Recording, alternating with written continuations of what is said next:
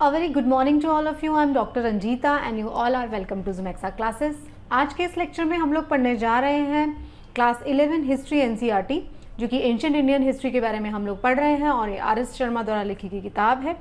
तो ये old NCERT है। So let's start. हम आज चैप्टर नंबर 8 के बारे में पढ़ने जा रहे हैं, जिसमें कि हम पढ़ रहे हैं लेटर वैदिक पीरियड के बारे में। तो ये जो पीरियड डेट बैक करता है ये 1000 BC से लेके 600 BC तक का बीच का टाइम पीरियड है। तो हम उस टाइम पीरियड की बात कर रहे हैं जो 1000 BC से लेके 600 BC तक के बीच का टाइम है, जिसको हम कहते हैं letter Vedic period. So let's start. अगर आपका कोई डिटेल सवाल है तो आप मुझे इस ईमेल एड्रेस पर ज़रूर मेल करें। ये मेरा इंस्टाग्राम हैंडल है और ये मेरे टेलीग्राम चैनल का आपको लिंक दिया गया है। तो इस टेलीग्राम चैनल पर आपको मेरे सभी लेक्चर्स के PDF मिल जाते हैं, जिनको आप रिविजन के लिए डाउनलोड कर सकते हो। इस चार्ट को हम लास्ट में रेफर करेंगे, आप इसको अपने रिविजन के लिए पढ़ सकते हैं। इस चैप्टर में जैसा कि मैं पार्ट 1 और 2 में आपको बता चुकी हूँ, पहले वाले एक दो पार्ट्स में आपको बता चुकी हूँ कि ये जो टाइम पीरियड है ये क्या है। ये लेटर वैदिक पीरियड के बारे में बात करता है। तो हमने इस चैप्टर के स्टार्टिंग में समझने की कोशिश की कि कौन सा टाइम पीरियड है। अर्ली वैदिक पीरियड जो है वो लेटर वैदिक पीरियड से किस तरीके से डिफरेंट है, हमने ये बात किया। एक्सटेंड क्या था लेटर वैदिक एज का, ये हमने बात किया कि जो ऋग्वेद के बाद जो बाकी के 3 वेद लिखे जाते हैं उसका जो टाइम पीरियड है वो कहाँ पर कब से कब तक डेट बैक करता है। और जो एक्सटेंशन होता है कि अगर हम जोग्राफिकल एक्सटेंट की बात करते हैं तो ये भी जो टाइम में जो सिविलाइजेशन थी वो कहाँ तक फैली हुई थी। तो हमने इसके बारे में पढ़ा। हमने ये देखा कि हम किस लिटरेरी सोर्सेज से हम इस चीज़ का पता लगाते हैं। हमने 4 वेदों के बारे में बात किया डिटेल में। वेदों के साथ साथ हमने वेदों से जुड़े हुए और टेक्स्ट के बारे में बात किया, जिनका नाम था ब्राह्मणास, आर्यंकास, उपनिषद और वेदांगा। इन सब के बारे में हमने डिटेल में बात किया था पहले वाले पार्ट्स में। फिर हमने बात किया कि PGW क्या होता है, पेंटेड ग्रे वेयर पॉटरी जो है।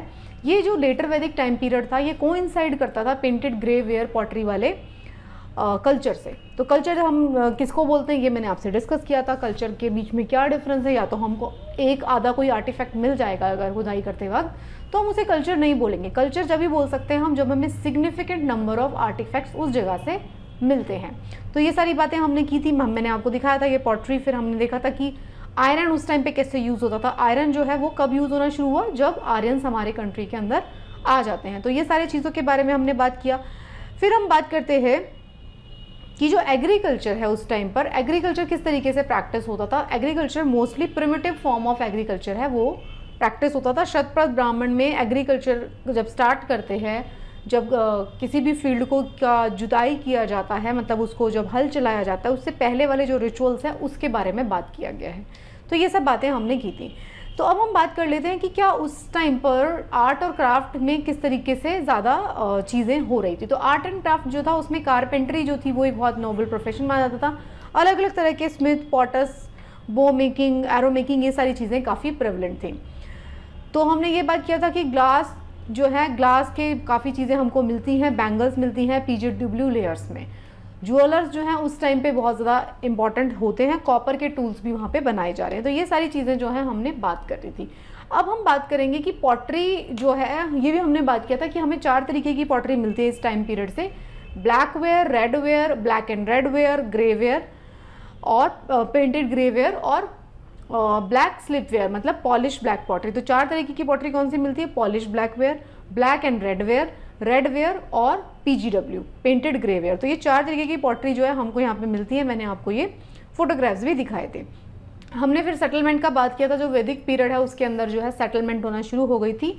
जो उस टाइम के जो लोग थे, आर्यंस थे, उन्होंने जो अपनी नोमैडिक जो लाइफ है उसको धीरे धीरे छोड़कर सेटल लाइफ की तरफ जाना शुरू हो गए थे।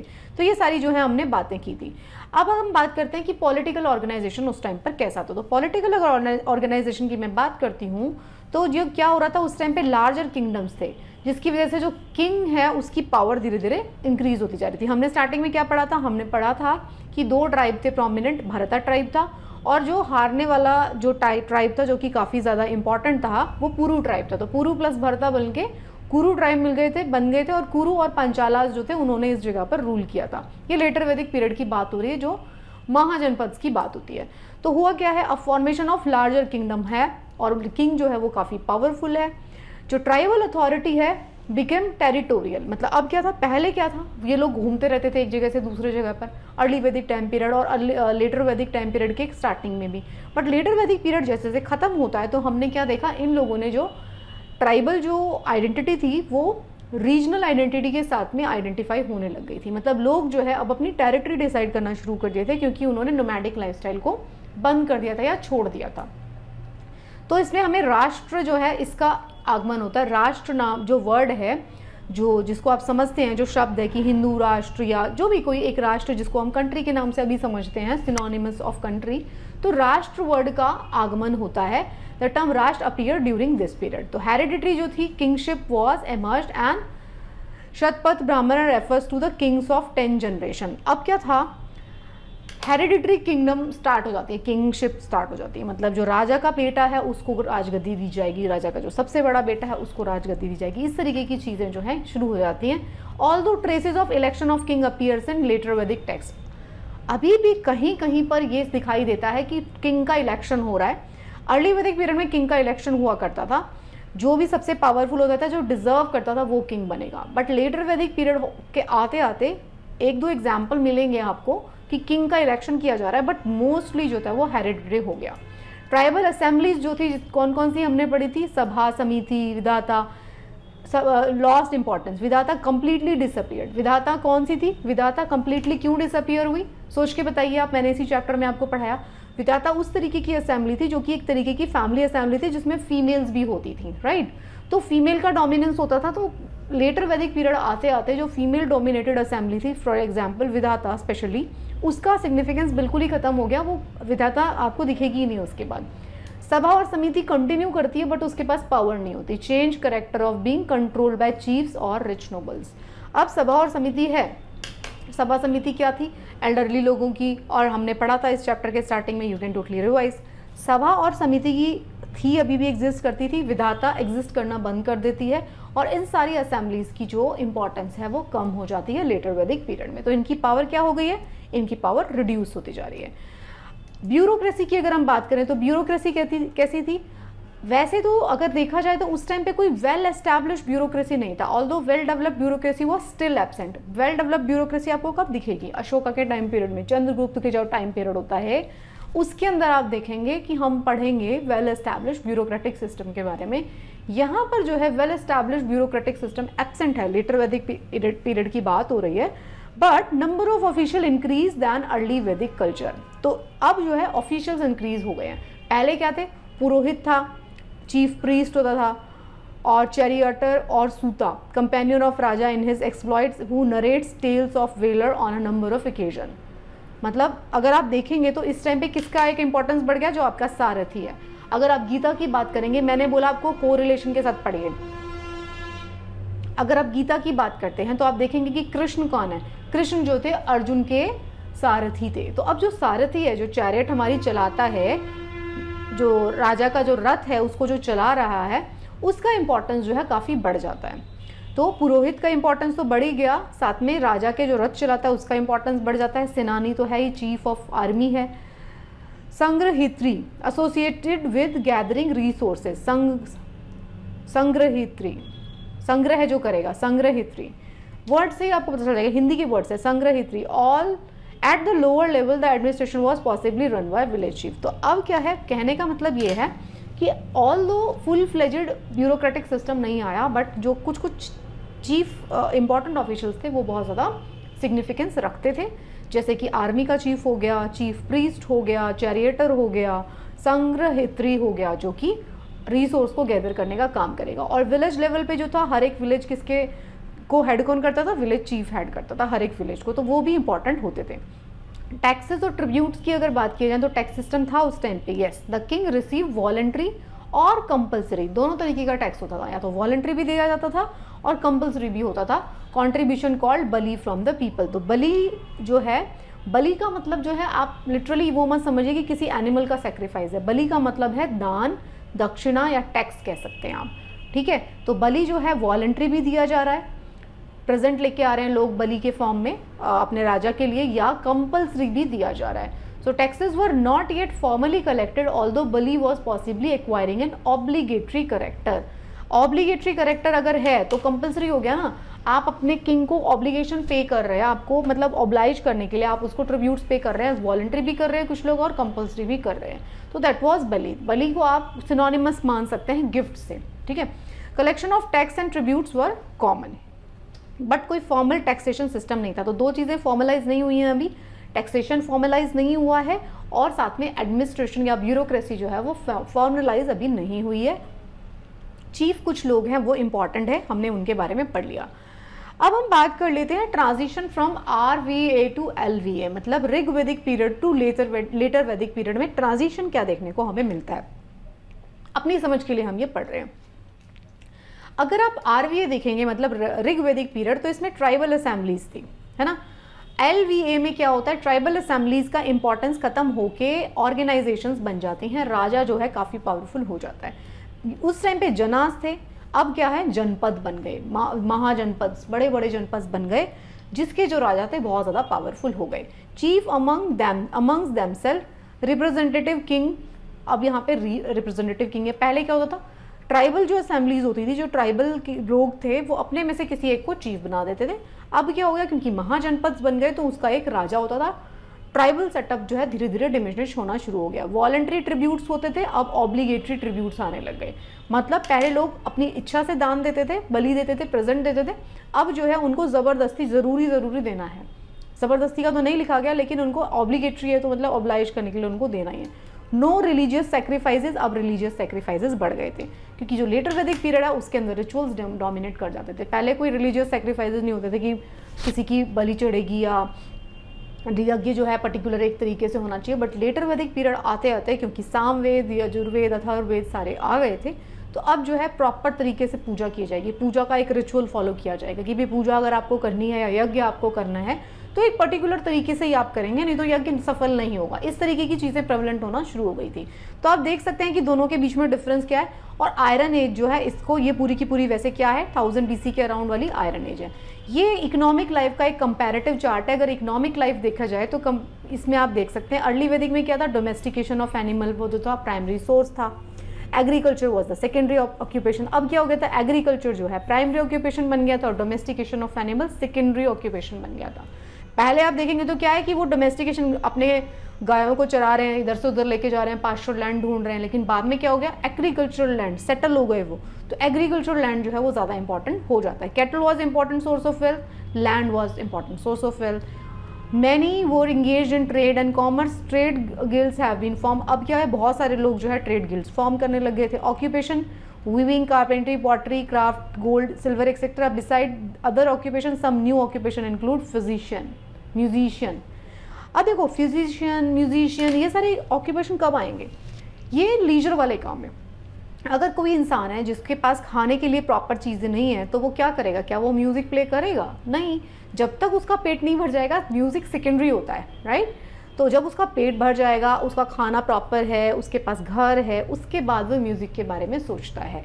तो आप देखेंगे सिविलाइजेशन में तभी आपको ये चीज़ें देखने को मिलेंगी। कल आर्ट जो है आपको तभी देखने को मिलेगा जब वो सिविलाइजेशन एडवांस कर गई है। अगर वो बहुत प्रिमिटिव लेवल की सिविलाइजेशन है तो सिर्फ वो अपने खाने में और सर्वाइवल करने में ही बिलीव करेगी, राइट।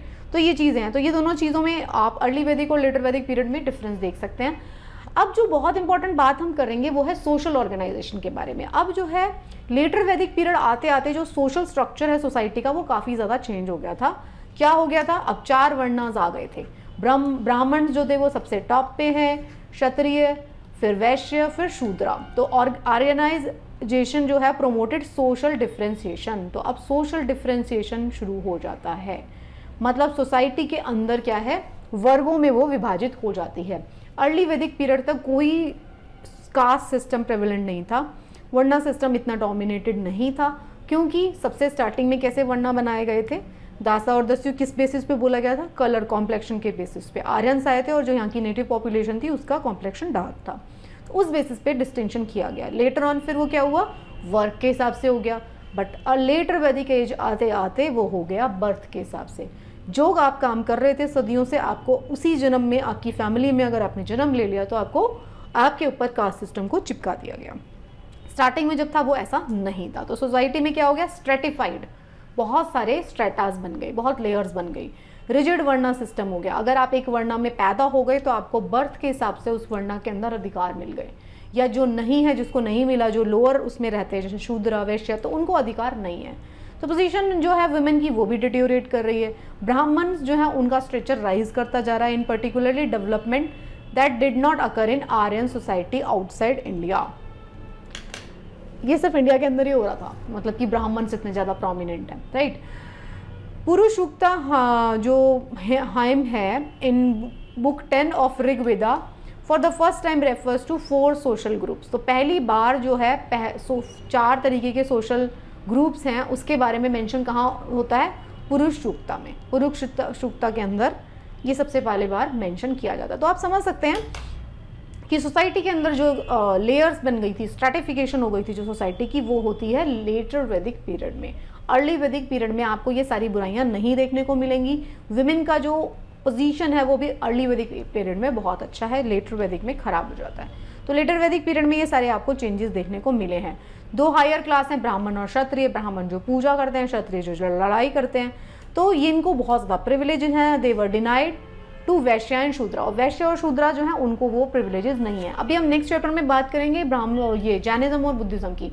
तो बुद्धिज्म और जैनिज्म में आप कोरिलेट कर पाएंगे कि कौन लोग माइग्रेट किए थे सबसे पहले। जैसे जैनिज्म की अगर मैं बात करूंगी तो मैं आपको बताऊंगी कि वैश्यास जो वर्णा था, जो कि बिजनेस कम्युनिटी थी, वो लोग जो है जैनिज्म में कन्वर्ट होते हैं क्योंकि उनके पास पैसा था लेकिन उनके पास इज्जत नहीं थी, क्योंकि उनको वर्णा सिस्टम के हिसाब से 3rd नंबर पे प्लेस किया जाता, तो उनको कोई राइट्स नहीं होते थे, तो उन्होंने सारा हिंदू धर्म छोड़ दिया।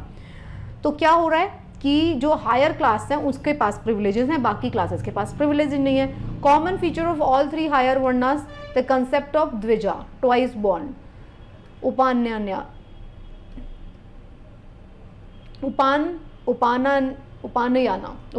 मतलब सेक्रेट थ्रेड, जिसको एक वाइट कलर का धागा बांधा जाता था, वो जो सेक्रेट थ्रेड होता था वो सिर्फ और सिर्फ अपर जो वर्णास थे उनको ही प्रिविलेज था। लोअर वर्णा जो है उनको ये प्रिविलेज नहीं था, वो अपना जिनेयु जिसको बोलते हैं वो वाला सेक्रेट थ्रेड जो है उसको यूज़ नहीं कर सकते थे। आत्रात्रेय जो ब्राह्मणा है, ब्राह्मणास में क्या लिखा हुआ था, तो ब्राह्मणा Sikar of livelihood and acceptance of gift from the king. वैश्य जो है, आत्रात्रेय जो ब्राह्मणा है उसके अंदर लिखा हुआ था जो ब्राह्मण्स हैं उसको गिफ्ट्स मिलेंगे क्योंकि वो प्रिविलेज है, उसको गिफ्ट देने चाहिए। वैश्य जो है ट्रिब्यूट पेयर है, मतलब वो जो वैश्य जो कम्युनिटी है वो क्या करेगा, वो ट्रिब्यूट पेयर है, मतलब जो भी वो बिजनेस करेगा वो जाके उसको ट्रिब्यूट पे करेगा अपर क्लास को। कौन है वो, ब्राह्मण जो है उनको जाके ट्रिब्यूट पे करेगा। Mean to be beaten and oppressed, इनको जो है मारा जाएगा और ऑप्रेस किया जाएगा। ये सब कहाँ लिखा हुआ है, आत्रात्रेय ब्राह्मणा जो लिखा गया था उसके अंदर लिखा गया। तभी आप देखेंगे जब आप ध्यान से पढ़ेंगे ना, ब्राह्मणास जो है वो ब्राह्मणिकल पर्सपेक्टिव बताता था वेदास का, बट आर्यंकास जो है जो कि जंगलों में लिखे गए ऋषि मुनि द्वारा, उसके अंदर ये सब नहीं लिखा हुआ। तो किसके अंदर लिखा हुआ है, ब्राह्मणास के अंदर लिखा हुआ है, क्योंकि वो ब्राह्मणिकल पर्सपेक्टिव की तरह से वेदों को एक्सप्लेन करता है। बट उपनिषद और उसके अंदर नहीं मिलेगा आपको, जो बाकी की एक्सप्लेनेशन है वेदों की उसके अंदर आपको ऐसी चीज़ें नहीं मिलेंगी। तो ब्राह्मणों को क्या है, गिफ्ट मिलना चाहिए ये लिखा हुआ है। वैश्य जो है उनको गिफ्ट पे करेंगे। शूद्र जो वर्ण है वो क्या करेगा, सर्वेंट है ऑफ अनदर, वो ऊपर वाले सारे वर्णों का सर्वेंट रहेगा और उसकी अपनी कोई विल नहीं रहेगी। Although there is no indication of practice of untouchability, उस टाइम तक अनटचेबिलिटी प्रैक्टिस नहीं थी, but in later Vedic text groups like Chandalas were looked upon with the contempt by elites. Starting में जो है अनटचेबिलिटी नहीं थी, लेकिन लास्ट में लेटर वैदिक पीरियड के कुछ टेक्स्ट जो हैं उसके अंदर मेंशन किया गया कि जो चंडाल ट्राइब्स है, चंडाल जो ग्रुप है लोगों का जो कि क्रिमेशन का काम करता है, उसको लोग जो है बुरी नज़र से देखते थे। ठीक है, तो ये सारा उसके अंदर मेंशन है। तो वर्णा सिस्टम के बारे में अगर हम बात करेंगे तो आप ये पढ़ सकते हैं पूरा डिटेल में। ब्राह्मण्स जो थे, growing cult of sacrificial rituals increase their influence, conducted rituals and sacrifice. तो ब्राह्मण्स क्या है, पूजा पाठ में यज्ञ हवन करेंगे तो वो ब्राह्मण्स को बुलाया जाएगा। क्षत्रिय क्या कर रहे हैं, वॉरियर ट्राइब है। और वैश्य क्या कर रहे हैं, ये क्या कर रहे हैं, एग्रीकल्चर, कैटर ब्रीडिंग, आर्टिजन, मतलब बिजनेसमैन वाली ट्राइब है। और शूद्रा जो है generally a line of demarcation between the 3 higher orders. और ये क्या है, deprived of sacred thread, enhance education, not allowed to recite Gayatri mantra. उनको जो था, जो शूद्र वर्णा है, जो सबसे लास्ट वर्णा है, उसको जो है ना तो सेक्रेट थ्रेड पहन सकते थे, क्योंकि सेक्रेट थ्रेड नहीं पहनते थे तो इसलिए उनको एजुकेशन से भी डिप्राइव किया जाता था। उनको अगर उनका कोई पर्सन एजुकेशन ले भी लेता था तो उसको बैन था कि वो गायत्री मंत्र का, बाकी किसी मंत्रों का उच्चारण नहीं कर सकता है। ये सारी की सारी कुरीतियाँ हमारे को लेटर वैदिक पीरियड में दिखाई देती हैं। आप इसमें डिटेल में पढ़ सकते हैं अपने खुद के इंटरेस्ट के लिए। हाउस होल्ड के बारे में अगर हम बात करते हैं तो नेचर ऑफ हाउस होल्ड कैसा था। अब इसमें 4 आश्रमों की बात होगी, 4 आश्रमास, जिसमें ब्रह्मचर्य, गृहस्थ, वानप्रस्थ और संन्यास के बारे में बात की जाएगी। ब्रह्मचर्य कौन सा है? ब्रह्मचारी जो होगा, phases consist of 25 year each in a persons life. तो 25 साल तक जो है ब्रह्मचर्य होगा, अगले 25 साल तक गृहस्थ आश्रम होगा, उसके नेक्स्ट 25 साल तक वानप्रस्थ आश्रम होगा और उसके बाद संन्यास। तो हाउस होल्ड जो है वर कॉल्ड गृहा। देखो 2 तरीके के लोग थे, एक तो मॉन्क्स थे जिन्होंने हाउस होल्ड त्याग दिया, या जो ऋषि मुनि रहेंगे जंगलों में चले जाएंगे। दूसरे होते थे गृहा। तो गृहा क्या होंगे? जो under the control of husband call grihapati. तो griha has 3 components, a patni, cattle and son. Okay, गृहा का मतलब क्या था? गृहा एक टर्म को, हाउस होल्ड को बोला गया गृहा। गृहा क्या था? जो गृहपति के अंडर में रहेगा। गृहपति कौन है? हस्बैंड है। तो उसके गृहा के अंदर 3 चीज़ें होंगी, 3 तरीके के लोग होंगे। एक उसकी वाइफ होगी, पत्नी, एक उसके बच्चे होंगे, बेसिकली सन, क्योंकि लेटर वैदिक एज में, क्योंकि जो डॉटर्स है उसको प्रेफर नहीं किया जा रहा था। और तीसरा होगा उसके जानवर, कैटल।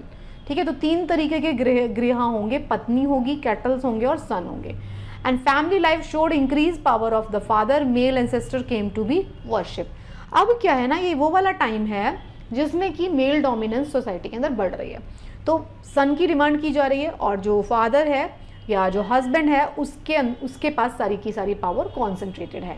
विमेन है, उसका जो स्ट्रेचर है सोसाइटी के अंदर और फैमिली के अंदर वो काफ़ी ख़राब है या लोअर है। तो इंस्टीट्यूशन ऑफ गोत्रा आ जाता है। अब आश्रमास आ जाते हैं 4, ये 4 आश्रम है, ये हमने बात कर लिया। इंस्टीट्यूशन ऑफ गोत्रा का मतलब क्या है? गोत्रा का मतलब है the cow pen, gotra, cow pen, और where the cattle of the entire clan was kept. मतलब एक ऐसी जगह जहाँ पे आपकी गायों को बांधा जाएगा, गोत्र। तो eventually a signified decent from a common people. तो मतलब गोत्र का मतलब क्या है? एक जगह पे जहाँ पे आपकी गायें बांधी जाती हैं तो वो एक तरीके की फैमिली एसोसिएटेड हो गई और फैमिली के लोग आपस में एक दूसरे से जुड़े हुए हैं, तो वो एक गोत्र बन गया। और फिर धीरे धीरे क्या हुआ कि गोत्र के अंदर जो है शादी करना बैन हो गया। अगर एक चारों तरफ एक ही तरीके के परिवार के लोग रहते हैं, एक्सटेंडेड फैमिली के लोग रहते हैं, तो उसे एक गोत्र बोला गया। उस गोत्र के अंदर लड़का और लड़की का शादी करना मना कर दिया गया। धीरे धीरे जो है गोत्र का सिस्टम जो है काफ़ी ज़्यादा आगे बढ़ जाता है, उस पर हम डिस्कस नहीं करेंगे, that is a topic of society sociology. तो practice gotra exogamy, no marriage between same lineage. तो सेम जो है गोत्र के बीच में शादी नहीं होनी चाहिए, ये जो है हमेशा अभी तक फॉलो किया जा रहा है, राइट। तो गोत्र क्या था? गोत्र का मतलब एक जगह पर गाय बांधी जा रही थी, लेकिन वो क्योंकि वो एक ही तरीके की एक्सटेंडेड फैमिली के होंगी तो इसलिए वो एक गोत्र माना गया। ये आप आश्रम्स हैं, ये इसके बारे में आप समझ गए हैं। पोजीशन ऑफ वुमेन, जैसा मैंने आपको बताया, लेटर वैदिक एज आते आते वो वुमेन की जो पोजीशन है वो काफ़ी ज़्यादा खराब हो गई है। तो position of women started to deteriorate. अब डिटेरियोरेट करना शुरू हो गई है वुमेन की position compare to early Vedic period. Women lost their political rights. अब उनके पास क्या नहीं है? अब उनके पास कोई पॉलिटिकल राइट्स नहीं है। चाइल्ड मैरिज प्रेवलेंट हो गई है। ऐत्रतेय ब्राह्मणा जो है उसके अंदर लिखा गया a daughter has been described as source of misery. Daughter को उसके अंदर सोर्स ऑफ मिजरी बोला गया। देखो ऐत्रतेय ब्राह्मणा, मैंने आपको बताया था स्टार्टिंग में ब्राह्मणास जो थे, हमने 4 वेदा पढ़े थे और उसके बाद ब्राह्मणास, आर्यंकास, उपनिषद और एक और पढ़ा था वेदांगा।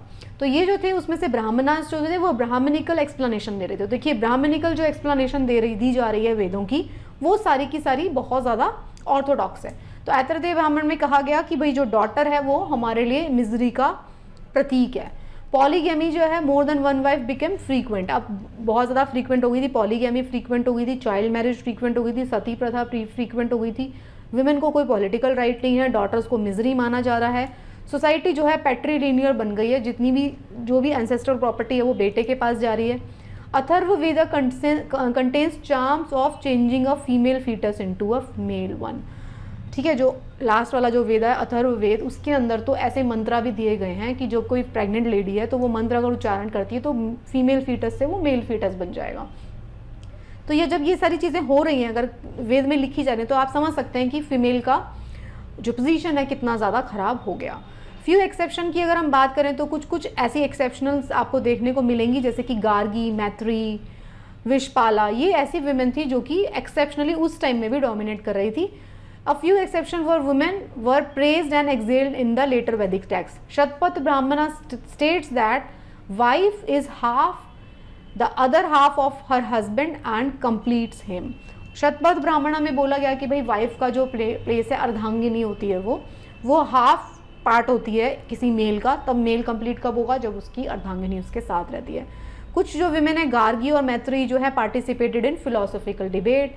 विशपाला जो है वुमेन वॉरियर थी who lost leg in battle, but such references were far apart minuscule. मतलब क्या है? ऐसे रेफरेंसेस हैं, कौन कौन से? गार्गी के, मैत्री के, विशपाला के, ऐसे ऐसे कुछ कुछ रेफरेंसेस हैं, बट वो इतने माइन्यूट हैं, लेस देन 1%। वो इतने माइन्यूट रेफरेंसेस हैं जो कि एक दो वुमेन थी जिनके बारे में काफ़ी अच्छा बोला गया लेटर वैदिक एज के बारे में भी, but mostly letter Vedic period के अंदर वुमेन जो है सोसाइटी के अंदर उन्होंने अपना पोजीशन टोटली लॉस्ट था। अब खत्म हो रहा है चैप्टर, हम बात कर लेते हैं कि उस टाइम के गॉड, रिचुअल्स एंड फिलोसफीज कैसे थे। तो गॉड की अगर बात करें तो अर्ली वैदिक पीरियड में गॉड कैसे थे? गॉड अग्नि, वाटर, ये सब गॉड था, इंद्र। अब क्या हो गया? Upper Doab emerge as a cradle of Aryan culture. अब क्या हो गया था? इंडस से शिफ्ट हो गया था गंगा और यमुना में, उस वाली जगह पे शिफ्ट हो गया था। गॉड जो थे अर्ली वैदिक पीरियड के इंद्र और अग्नि थे, इन्होंने अपनी इंपॉर्टेंस को लॉस्ट कर दिया। Some objects began to worship as symbol of divinity. Science of idolatry appeared. अब क्या था? देखो, पहले जो अर्ली वैदिक पीरियड था उसके अंदर कोई मूर्ति पूजा नहीं की जा रही थी। लेटर वैदिक पीरियड आते आते मूर्ति पूजा शुरू हो जाती है। Mode of worship underwent substantial changes. Sacrifices जो हैं अब डोमिनेट हो जाते हैं, मतलब बलि चढ़ाना, सेक्रीफाइस करना किसी एनिमल को, ये ज़्यादा इंपॉर्टेंट हो गया था। Prajapati the god, creator god. Rudra god of animal. Vishnu the preserver and protector of people, ये सारे जो थे इंपॉर्टेंट गॉड बन गए थे। Pushan trader of animal came to be known as the god of Shudra. Pushan जो है उसको गॉड ऑफ शूद्रा कहा गया। विष्णु जो है वो preserver and protector of people था। रुद्रा था गॉड ऑफ एनिमल्स। पुषण को टेंडर ऑफ एनिमल कहा गया। वो शूद्र जो है उनका गॉड बनाया गया स्पेशल। तो अब आप देखेंगे कि गॉड के बीच में भी डिस्टिंक्शन हो गया। जो पहले वाले गॉड थे अर्ली वैदिक पीरियड के, उनका सिग्निफिकेंस लॉस्ट हो जाता है और नए तरीके के गॉड आ जाते हैं। प्रजापति का आगमन होता है यहाँ पे, विष्णु का आगमन होता है, रुद्र का आगमन होता है। ये सारे गॉड्स का आगमन यहाँ पर होता है, जो कि पहले वाले गॉड्स को बिल्कुल भी सिग्निफिकेंस नहीं दी जाती। अब आइडोलेट्री आ जाती है, मतलब आइडल्स की पूजा की जाएगी। अब जो है सेक्रीफाइसेस आ जाते हैं भक्त पूजा में, रिलीजन में। जो सेक्रीफाइजल रिचुअल देख सकते हैं आप, यज्ञ किए जा रहे हैं। तो इस तरीके की लेटर वैदिक पीरियड में ये सारी चीज़ें आ जाती हैं। सेक्रीफाइजल रिचुअल की अगर हम बात करते हैं तो पब्लिक सेक्रीफाइसेस किए जा रहे हैं और प्राइवेट सेक्रीफाइसेस भी किए जा रहे हैं। तो पब्लिक सेक्रीफाइसेस में राजा कर रहा है and the entire community to assert the authority of king. राजा एक बहुत बड़ा सा यज्ञ करेगा और सारी प्रजा के नाम पर सेक्रीफाइसेस कर रहा है। प्राइवेट सेक्रीफाइसेस में क्या होगा? इंडिविजुअल जो है वो अपने अपने घरों में यज्ञ कर रहे हैं और अपने अपने लेवल पे सेक्रीफाइस कर रहे हैं। Performance of sacrifices was Yojana. So sacrifices जो थे वो इलेबोरेट हो गए थे। The importance of prayer decline. अब जो प्रेयर है उसकी इंपॉर्टेंस तो डिक्लाइन हो गई। अब वो बोलेंगे कि भाई इतनी सारी चीज़ें ले आओ, हल्दी ले आओ, चावल ले आओ, फ्रूट्स ले आओ, बलि चढ़ाने के लिए कुछ ले आओ और हम बैठ के पूजा करेंगे। एक जो वो वाली पूजा होती थी कि जो आप अपने मन मंदिर के अंदर कर सकते हो शांति से बैठ के, वो वाली पूजा की सिग्निफिकेंस खत्म हो गई थी। ओके, पब्लिक सेक्रीफिशियल रिचुअल्स में हम बात करेंगे तो राजसूय यज्ञ आ गया, वाजपेयी सेक्रीफाइस आ गया, अश्वमेध यज्ञ आ गया। अश्वमेध मैंने आपको बताया भी था कि क्या होता था? For declaring unchallenged unquestioned authority of a ruler upon area roamed around by horse. वो अपने घोड़े को फ्री कर देते थे और वो घोड़ा जहाँ जिस टेरिटरी में जाएगा वो सारी टेरिटरी उस राजा की हो जाएगी। कोई उसे स्टॉप करेगा तो उससे वो लड़ाई करेगा, मतलब समझ लो। वाजपेयी सेक्रीफाइसेस में क्या होता था? Mean for strength and virility of the rulers and their longevity. Involve chariot race in which king was made to win against his own kinsmen. तो ये इस तरीके की राजसूय में क्या होता था? सुप्रीम पावर दी जाती थी किंग को। तो इस तरीके के यज्ञ परफॉर्म किए जाते थे। और पब्लिक सेक्रीफाइसेस और प्राइवेट सेक्रीफाइसेस भी इधर आपको देखने को मिलते हैं। अश्वमेध सेक्रीफाइसेस, ये देखिए कि ये जो घोड़ा है ये यहाँ पे भाग रहा है, जिस टेरिटरी में जाएगा वो सारी टेरिटरी उस राजा की हो जाएगी। वाजपेयी सेक्रीफाइस, ये सब दिखाया जा रहा है। तो जो सेक्रीफाइसेस थे वो accompanied by formula that needed to be carefully enunciated by the sacrificer. अब मैं बता रही हूँ कि जो बार बार एक जो डिफरेंस क्रिएट करने की हम बात कर रहे हैं उसमें ये हो रहा है कि जो रिचुअल्स हैं वो बहुत ज़्यादा इंपॉर्टेंट हो गए हैं। इससे ज़्यादा मतलब नहीं होता था कि भाई आप मन में क्या सोच रहे हो, इससे ज़्यादा इंपॉर्टेंट होता था कि भाई आपने सूर्योदय के टाइम पे ही होना चाहिए, पूर्णिमा के दिन ही होना चाहिए, उसके अंदर इतनी सारी चीज़ें होनी चाहिए, तभी वो आपकी पूजा सफल होगी। तो उस चीज़ की ज़्यादा इंपॉर्टेंस बढ़ जाती है। ये सारा कुछ आप जो है डिटेल में अपने आप से पढ़ लीजिएगा इस चार्ट को निकाल के। जो इम्पॉर्टेंट चीज़ है वो आपको समझने को ये है, वो आपको जो देखनी है, आपको ये देखना है कि अर्ली वैदिक पीरियड से लेटर वैदिक पीरियड में क्या क्या चेंजेस आए, उन चेंजेस के आने का कारण क्या था। शुरुआत जो होती है, चाहे हम वर्णा सिस्टम की बात करें, चाहे सोसाइटल स्ट्रक्चर की बात करें, चाहे वुमेन की पोजीशन की बात करें, चाहे हम बात करें रिलीजन की या गॉड्स कैसे चेंज हुए, उन सब के बीच में लिंकेज आपने देखा। तो आपने देखा कि किस तरीके से अर्ली वैदिक और लेटर वैदिक पीरियड के अंदर चेंजेस आने शुरू होते हैं, और लेटर वैदिक पीरियड के अंदर जो कुरीतियाँ या जो बुराइयाँ हमारे समाज के अंदर आई थी वो हमें आज तक देखने को मिलती हैं। आज भी हम उन्हीं चीज़ों के साथ फाइट कर रहे हैं जो लेटर वैदिक पीरियड के अंदर बुराइयां आ गई थी। अच्छी चीज़ों को रिटेन कर पाना बहुत ज़्यादा मुश्किल होता है और बुरी चीज़ों को निकाल पाना उससे भी ज़्यादा मुश्किल होता है, राइट। तो बुरी चीज़ें बहुत जल्दी क्रॉप अप हो जाती हैं, उनको निकाल फेंकना बहुत मुश्किल होता है। अच्छी चीज़ों को रिटेन कर पाना कि वो फॉलो होती रहे उसको भी मुश्किल होता है। So thank you so much for watching these lectures. I hope आपको ये चैप्टर जो है बहुत अच्छे से समझ में आ गए होंगे। अगर आपको चैप्टर्स पसंद आ रहे हैं तो बाकी अपने फ्रेंड्स को भी ज़रूर बताएं। Keep watching and best of luck for your preparation.